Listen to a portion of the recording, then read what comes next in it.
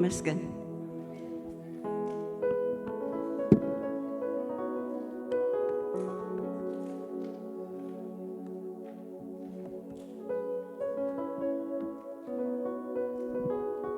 مزمران حواتنا دقنا زيافير بارخكن آمين إلنا كيد مخالنا أخل ملختي أخل عملخو سلازنا برينا عملخ أزينا نمسكن حسير ملختي يا خقرب سلاز فراكو مثلا نقولوريك أخم قال لخونا لكن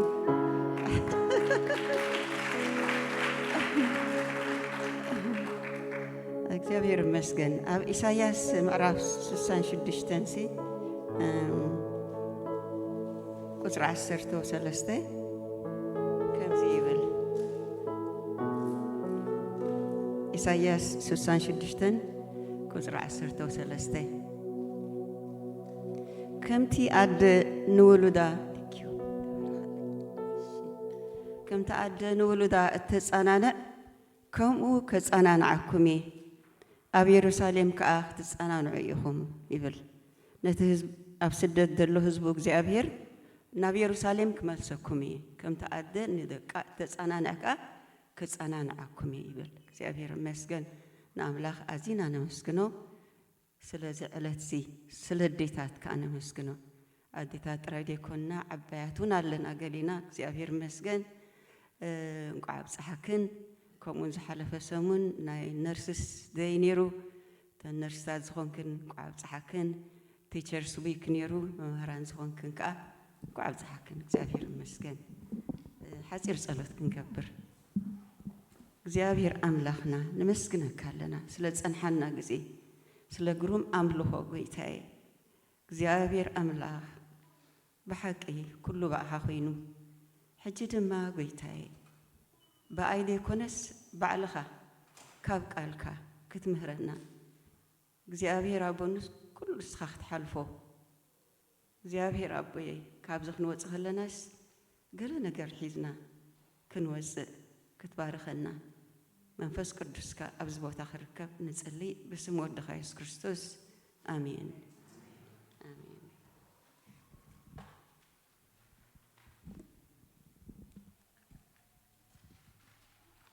آمين معلتي أديتات حنتي أنا جاربس استبهلت أمريكاويت نديتات نمخبارن نمذكارن بزجبرتو غوسغاس بشحن 1914 ببريزيدنت وودرو ويلسون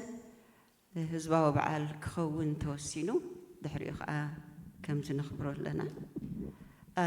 مصحف قدساوي أدنت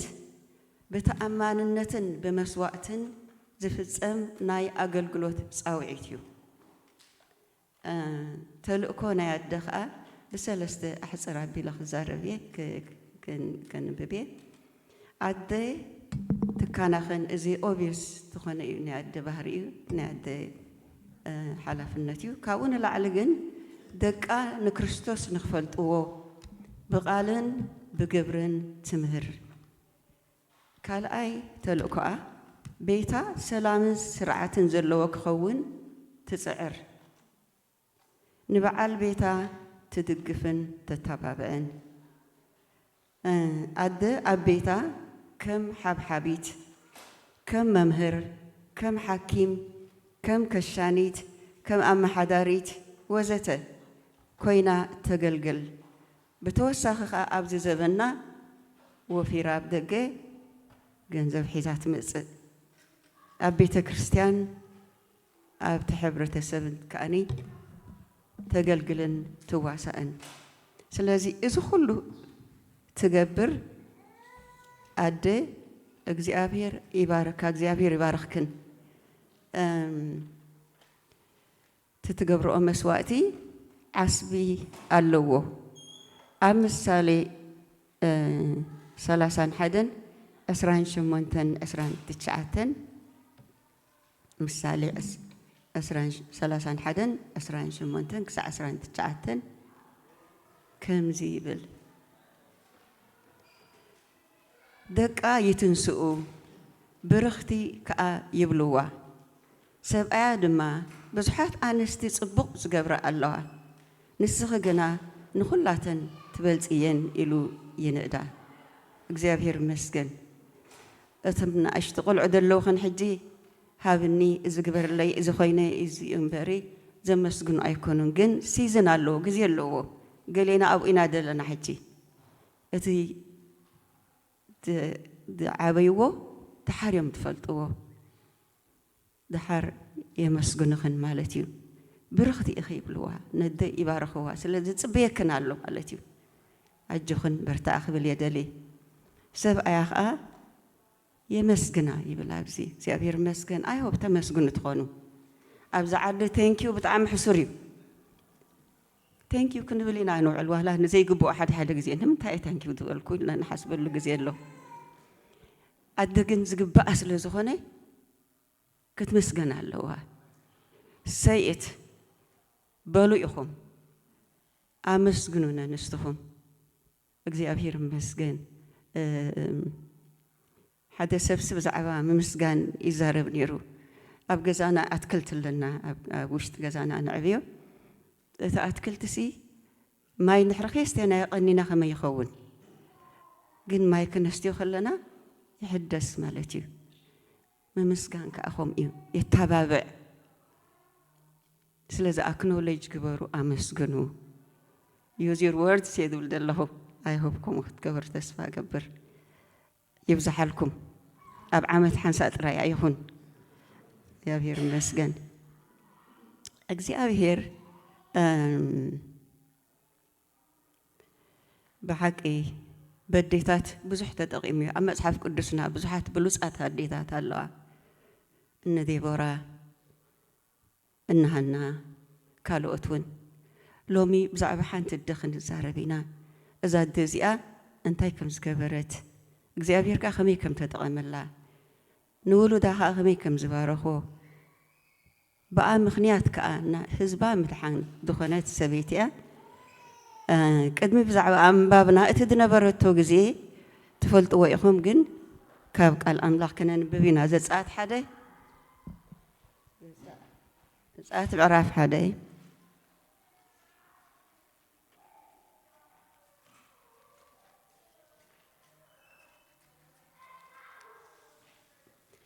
ካብ 8 ክሳብ 12 ከነንብብ ኢና ዘፀአት ሓደ ካብ 8 ክሳብ 12 ከምዚ ይብል ኣብ ግብፂ ከዓ ንዮሴፍ ዘይፈልጥ ሓድሽ ንጉስ ነገሰ ተንስአ ንሱ ድማ ንህዝቡ እነሆ ህዝቢ ደቂ እስራኤል ካባና በዝሑን በርትዑን እምበኣር ከይበዝሑሞ ውግእ ምዝለዓለና ንሳቶም ድማ ምፅላእትና ሓቢሮም ከይዋግኡና ካብዛ ሃገር እውን ከይወፁ ንዑ ንጣበበሎም በለ ብብርቱዕ ዕዮ ምእንቲ ኸፅብብሎም ከዓ ኣዘዝቲ ሾመሎም ንፈርዖን ድማ ጲቶምን ረዓምሴስን ከተማ ሪቕ ሰርሑሉ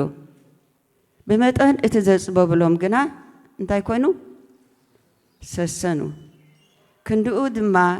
ከዓ ተዘርግሖሞ ብደቂ እስራኤል ይጭነቁ ነበሩ ንግብፃውያን ንደቂ እስራኤል ብጭከና ኣዕየይዎም ንህይወቶም ድማ ብብርቱዕ ዕዮ ብባዕጥን ብጡብን ብኩሉ ዕዮ መረሩን በቲ ኩሉ ዘዕይዎም ዕዮ ብምጭካን ኣመረርዎም ንጉስ ግብፂ ድማ ነተን መሕረስቲ ዕብራውያን እቲ ሓንቲ ሽፍራ እቲ ሓንቲ ከዓ ጾዓ ዝስማ ተዛረበን ነተን ኣንስቲ ዕብራውያን ከተሕርስአን ከለኽን ኣብቲ ዝሓርሳሉ ረኣያ ውዲ እንተኾነ ቀተልኦ ጓል እንተኾነት ግና ብሂወታት እምበር እተን መሕረስቲ ግና ንኣምላኽ ፈሪሄን ነቶም እተወልዱ ብሂወት ሓደጋኦም እምበር ከምቲ ንጉስ ግብፂ ዝበለን ኣይገበራን ሽዑ ንጉስ ነተን መሕረስቲ ፀዊዑ ነቶም እተወልዱ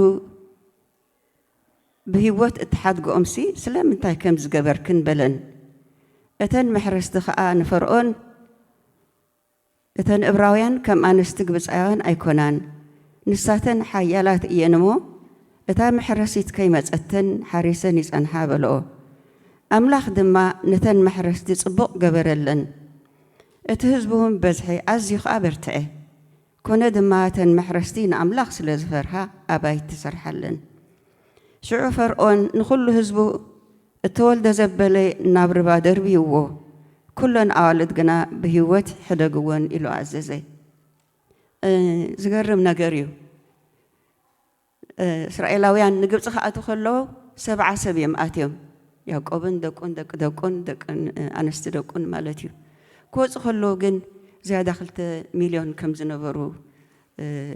ينقر حجي فرعون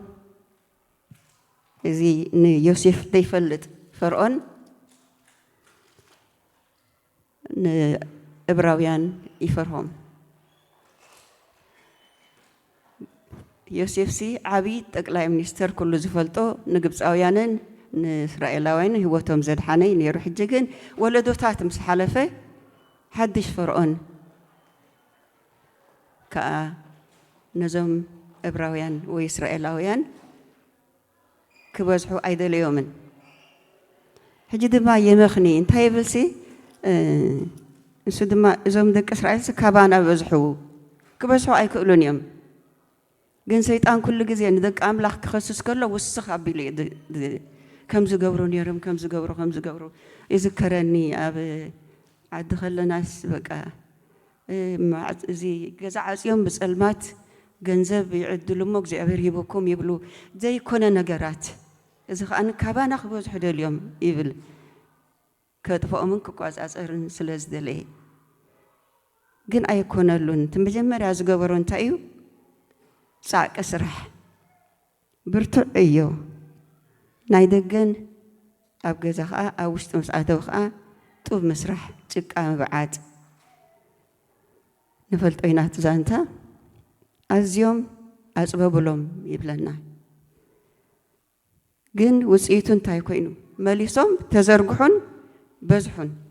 مستخل سرح مستخل دخامسي نداو السخو خيدم هجيك هالأي أواجك أيوز نتن محرستي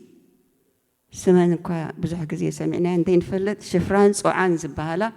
وكلت خنان لومبر نزي انتراك أخونا كلاني نسويعو أنست إبراويان ودن دحر وليدان شعون قتلوا قالت وليدا جن تعبا يبلن نساتن جن كم تسود بلو أي جبران نجزي أبير دفرها نبرا يبلنا نجزي أبير سي كابتهم طلعتون زاد حنو يدالو إذن أملاك تأمري يمخنيات ما تسوي أخو زاربن كله نمتايكم غيرك نمتاي ديك قتلكن أمس نمتاي بزحلو مسبلن إبراهيم برتوعتنا أخي بس إحنا وليدن صنحنا سلازم نقبرين خلينا مخنيات يبا مالتي فرعون تقطعون زغيرون ون عين سمعنا زي أبير حليون እንደገና ድማ ቤት ሰርሐልን ይብል ሓዳር ዲዳይ ነበረን ሓዳር ይብወን ንብረት ዲዳይ ነበረን ንብረት ይብወን እግዚአብሔር ይመስገን ከምቲ ረሃብ ህዝብ አምላኽ ድወገነት እዚአን ከዓ ከምኡ ገረን ማለት እዩ እግዚአብሔር ባረኽ እግዚአብሔር ንህዝቡ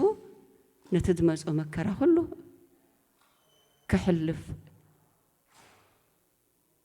كسسن يرد أونيرو بزخ أي عجبن فرعون سال سايد ما يحسب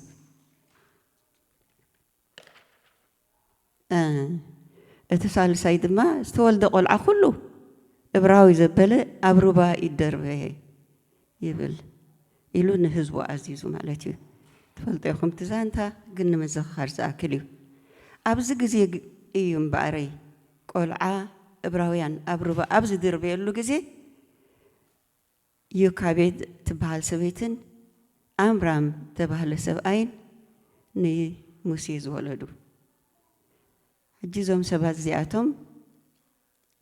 كم يجرون ولدهم كم زاد حانو زي أفيركا نتأمنتهم ريخ أنتي كم زجبرة ناب إبراهيم نخيد تزان تاسلت فلت أوف تديتيل هاي كيدني إبراهيم معرف عسرت حدا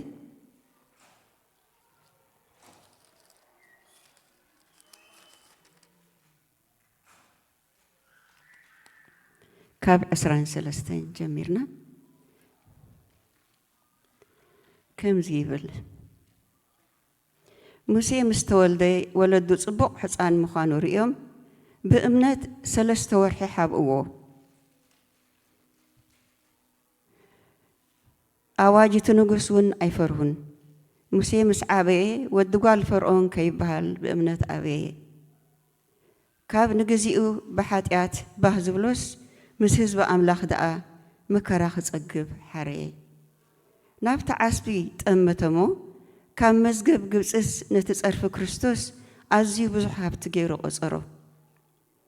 ነቲ ዘይርአ ከም ዝርእዮ ኮይኑ ተዓጊሱ ጸንዐ እሞ ነቲ ኹራ ንጉስ ከይፈርሀ ብእምነት ንግብፂ ሓደጋ። እግዚኣብሔር ይመስገን። ሙሴ ምስ ተወልደ ጽቡቕ ቆልዓ ምዃኑ ርዮም። ኦፍኮርስ ኩሉ ወላዲ ትወልዶ ቆልዓ ጽቡቕ ኮይኑ እዩ ዝረአዮ። ግን እገርም እዩ ኸዓ ኣብ ግብረ ሐዋርያት ይመስለኒ እግዚኣብሔር ሲ ሙሴ ጽቡቕ ከም ዝኾነ ረኣየ ኸዓ ድብል ኣንቢበ ኣለኹ። ጽቡቕ ገለ ተፈልየ ነገር ነይርዎ። ስለዚ ኣደ ሰቂላ ክትጽበይ ኣይደለየትን። ወታደራት ፈርዖን ክሳዕ ዝመፁ መጀመርያ እንታይ ጌራ 3 ወርሒ ሓቢኣቶ። ድሕሪ 3 ወርሒ ግን ተሪሩ ዲና ንብሎ በዓድና ተሪሩ ማለት እዩ። ክበክ ከሎ ድምፁ ክስማዕ እዩ።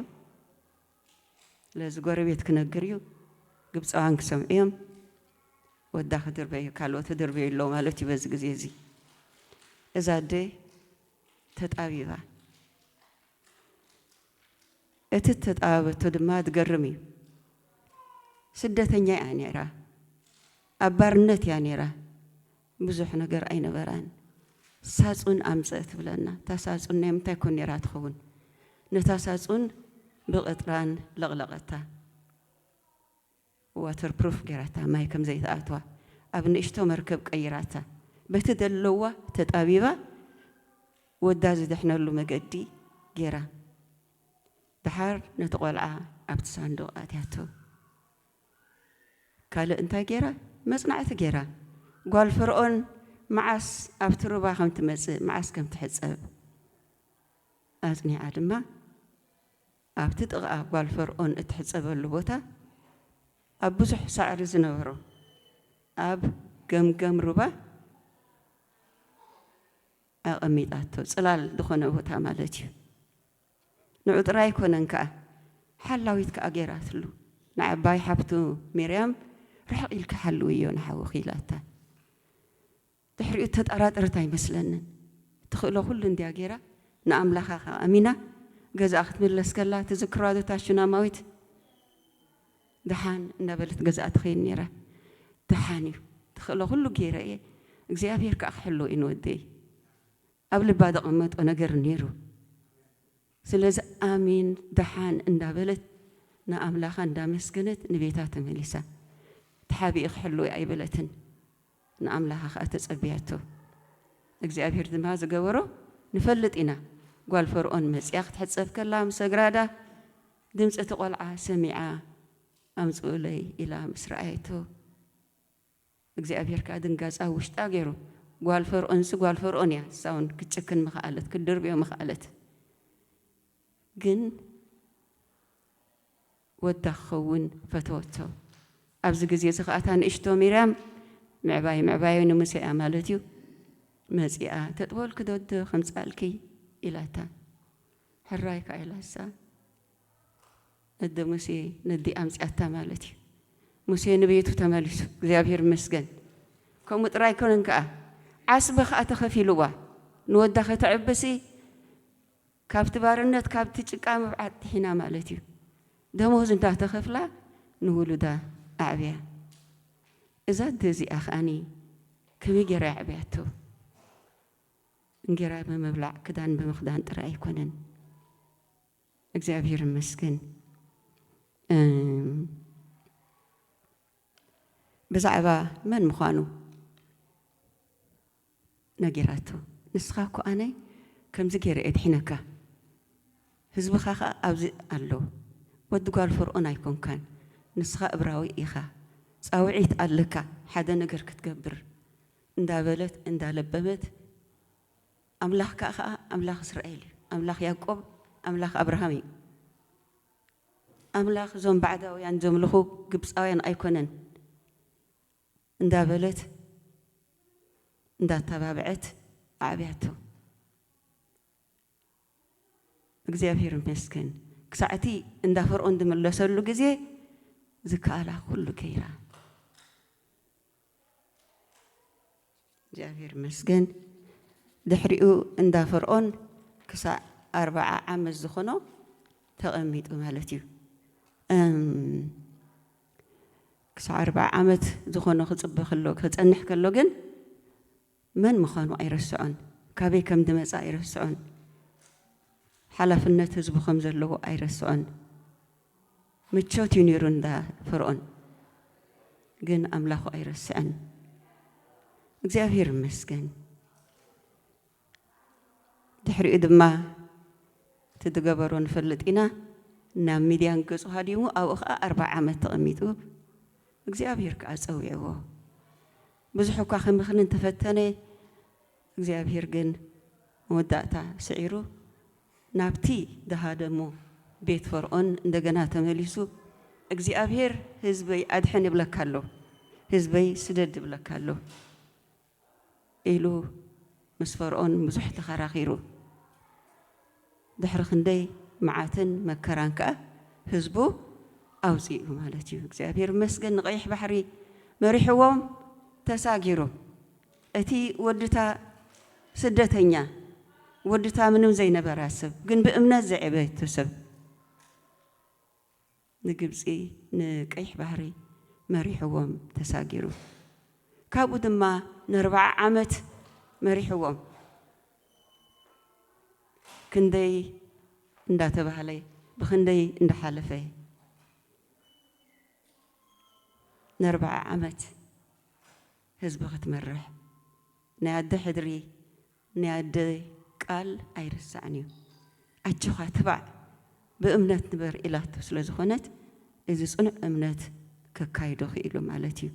ንሱ ጥራይ ኣይኮነን 10 ትእዛዛት ካብ ኣምላኽ ተቐቢሉ ንህዝቡ ምሂሩ እተን ናይ መጀመርያ 5 ናይ መጽሐፍ ቅዱስ ክፍሊ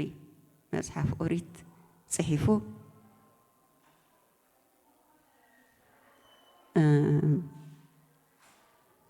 ብዙሕ ነገር ገይሩ ሓሊፉ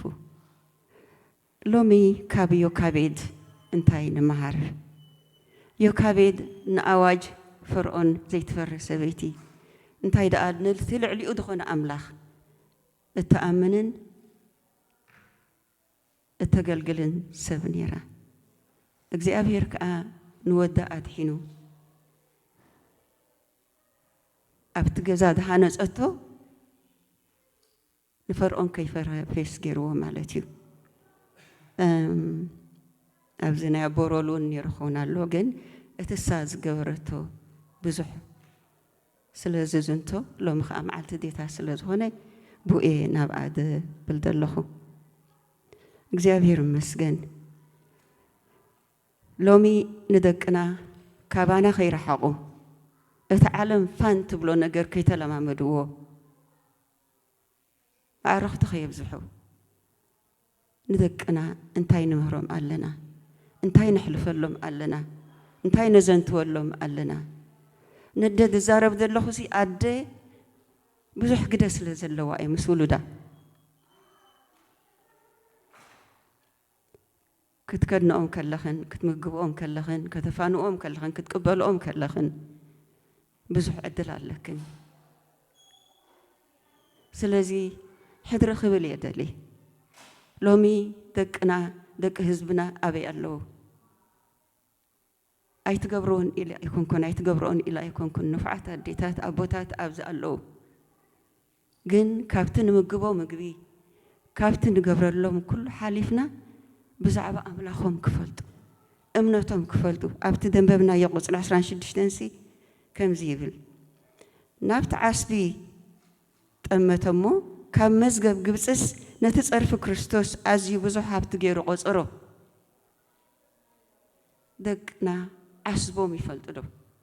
ካብ ዓስቢ ዓለም ከም ዝበልፅ ኣርጊፆም ይፈልጡ ዶ እግዚአብሔር ይሐግዘና እቲ ድልውጥ እግዚአብሔር እዩ ልብ ዝልውጥ እግዚአብሔር እዩ ግን ንሕና ከዓ ስራሕ ኣለና መዓስ ሕጂ መዓስ ከይጎበዙ ከለዉ ኣጀኹን ይኽብል ደልየ ከተባብዕ ደልየ እቲ ንገብሮስ ድሓር ውፅኢት ንረኽበሉ ኢና ናብቲ ዓስቢ ጠመተ እሞ ካብ መዝገብ ግብፂ ስንፅርፊ ክርስቶስ ኣዝዩ ብዙሕ ብሉፅ ገይሩ ቆፀሮ ሎሚ ደቂ ህዝብና ኣበይ ኣለዎ ደድሕሪ እንታይ ይኸዱ ኣለዎ ብሓቂ እቶም ኣብ ገዛና ደለዎ ከመይ ጌርና ነዕብዮም ኣለና እዛ ኣደሲ 3 መራሕቲ ኣዕብያ ዮካቤድ ንሙሴ ንኣሮን ንሚርያም ምንም እኳ ድኽመታቶም እንተነበሮም ሓደ ግዜ ብደይእትዋ ኣትያ ሚርያም ንህዝቢ ኣምላኽ እውን ጠጠው ኣቢላታ ኢኻ መጓዓዝ ግን መራሒት ከዓ ነይራ ዘማሪት ከዓ ነይራ ነቢይት ከዓ ነይራ ሎሚ ኣብ ኢድና እግዚኣብሔር ሙሴታት ሂቡና ኣሎ ኣሮናት ሂቡና ኣሎ ሚርያማት ሂቡና ኣሎ ግን ካባና ከዓ ዝፅበዩ ነገር ኣሎ ኣጀኽን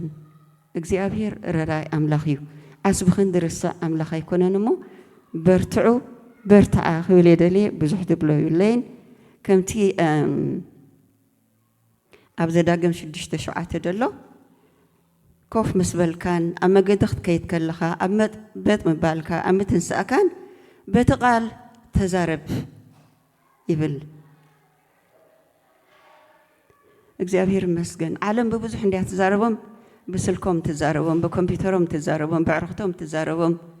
በመምህራኖም ተዛረቦም ንሕና ከዓ ክንድኡ እግዚአብሔር ይሓግዘና ብሓቂ እቶም ካብ ቤትና ምስ ወፁ ጀጋኑ ከም ሙሴ ዝኾኑ ከም ሚርያም መራሕቲ ዝኾኑ ከም ኣሮን ካህናት ዝኾኑ እግዚአብሔር ክህበና ይከኣሎ እዩ ዝከኣለና ኩሉ ንግበር ዝተረፈ ከዓ ንጎይታ ንግደፎ እቲ ደቂ ድሃበና ኣምላኽካ እሙን እዩ ኣምላኽና እሙን እዩ ኣይገድፈናን እዩ እግዚአብሔር ይመስገን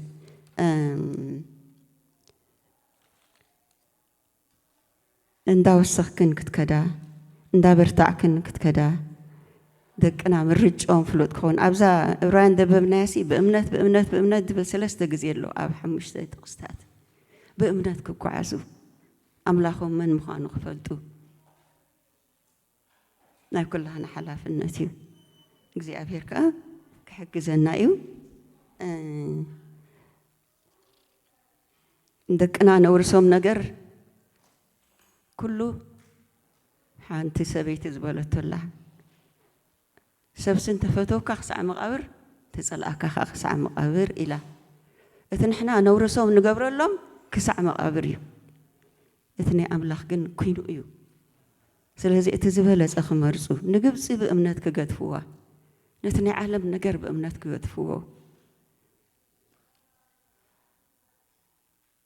ድከኣለና ኩሉ ንግበር ሓደ መጽናዕቲ ተገይሩሲ ክልተ ኣብ ኒውዮርክ ዝነበሩ ክልተ ሰባት ሓደ ጆናታን ኤድዋርድስ ተባህለ ሓደ ከዓ ማክስ ጁክስ ተባህለ ክልቲኦም ፍሉጣት እዮም ነይሮም እቲ ሓደ ብወንጌል ፍሉጥ ጆናታን ኤድዋርድስ ፍሉጥ ሰባኻይ ዝነበረ እዩ እቲ ሓደ ከዓ ማክስ ጁክስ ዝበሃል ሃብታም ግን ንኣምላኽ ዘይፈርህ ደቁ ከዓ ከም ድላይ ክኸዱ ሰቂሉ ዝሰደዶም ሰባት ነይሮም ከፈራርሃኩም ኢለ ኣይኮነን ግን መጽናዕቲ ተገይሩ ናይ ውሉዶም መጽናዕቲ ተገይሩ እቲ ጆናታን ኤድዋርድስ እቲ ንኣምላኽ ዝፈርህ ሰብ ኣገልጋሊ ወንጌል ዝነበረ 929 ደቁን መጽናዕቲ ተገይሩ ማለት እዩ እንታይ ከም ዝገብሩ እንታይ ይገብሩ ከም ዝነበሩ ካብኦም 100 ኣገልገልቲ ወንጌል ኮይኖም 86 ናይ ዩኒቨርሲቲ ፕሮፌሰራት ኮይኖም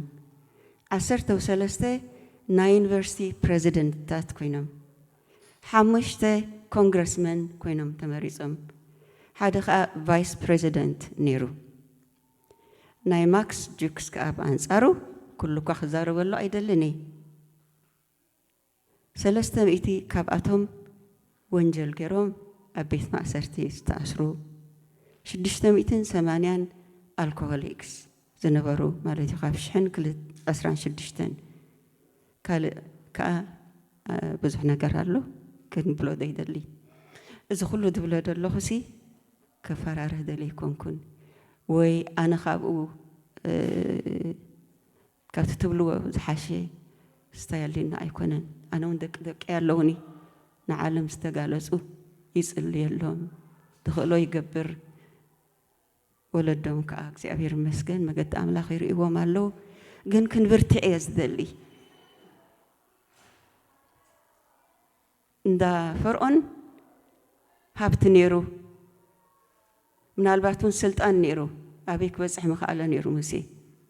ግን ምስኡ ከዓ ኣማልኽቲ ነይሮም ምስኡ ከዓ ሞትን ክፍኣትን ነይሩ ካብኡ ግን ምስ ህዝቢ ኣምላኽ መከራ ክጸግብ ሓረየ ደቅና ክጭክኑ ንጎይታ ክፈልጥዎ ዝከኣለና ኩሉ ንግበር እግዚኣብሔር ካ ክረድኣና እዩ ኣብ ገላትያ 6:9 ከምዚ ይብል እንተ ዘይተጸላኣናስ ብግዚኡ ክንዓጽድ ኢና እሞ ኣይንሰልኪ እንተ ዘይተጸላኣናስ ብግዚኡ ክንዓጽድ ኢና እሞ ኣይንሰልኪ እግዚአብሔር ይሓግዝኩም ይሓግዘና ነዚ ወለዶ እዚ እግዚአብሔር ናብኡ ከምፅኦ ዝከኣለና ኩሉ ክንገብር ድሕሪኡ ከዓ ንጎይታ ክንገድፎም ንጎይታ ኣሕሊፍና ክንህቦም ጎይታ ዝኽእሎ ኩሉ ገይረ ኣለኹ ተረፈ ግን ናትካ እዩ ሽዑ ከዓ እግዚአብሔር ትትገብሮ ነገር ኣለዎ ማለት እዩ እግዚአብሔር ይባረኽ እዚ እዩ ዘለኒ ብዙሕ ኣይኮነን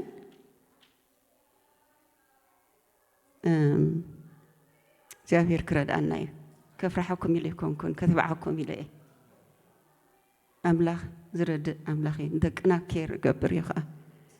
ምናልባት ካብ መገዶም ዝዘንበሉ እንተለዉ ከዓ ከምቲ ምሳሌ 22 ዝብሎ ክምለሱ እዮም ጸሎትና ንቐጽል ኣጀኹም ንበል ከምቲ ሳቶም ዝጭክኑ ኣይንጭክን ንተዓገሶም ግን ወለዶና ነድሕን እሞ እሶም ከዓ ንወለዶኦም ከምኡ ዘይግበረልና ሙሴታት ዘይኾኑልና እግዚአብሔር ይመስገን እዚ እዩ ዘለኒ ጎይታ ይባርኽኩም ሓንቲ መዝሙር ክንዝምር ኢና ብዛዕባ ከምዚ ጠፊኣ ዝነበረት ወይ ጠፊኡ ዝነበረ ናብ ኣምላኽ ምስ ተመሰየ ዝዘመራ መዝሙር እያ እያሱን ትዕበን ብቐዳማይ ፈቲኖማ ነይሮም ጀማሚሮማ ንሕና ከዓ ክንዝምራ ኢና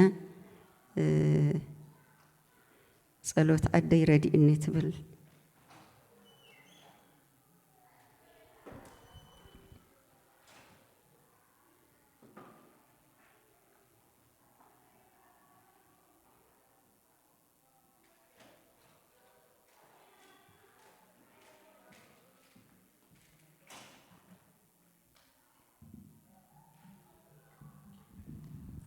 تم تخلوها مسانا هالزمرة تخليهم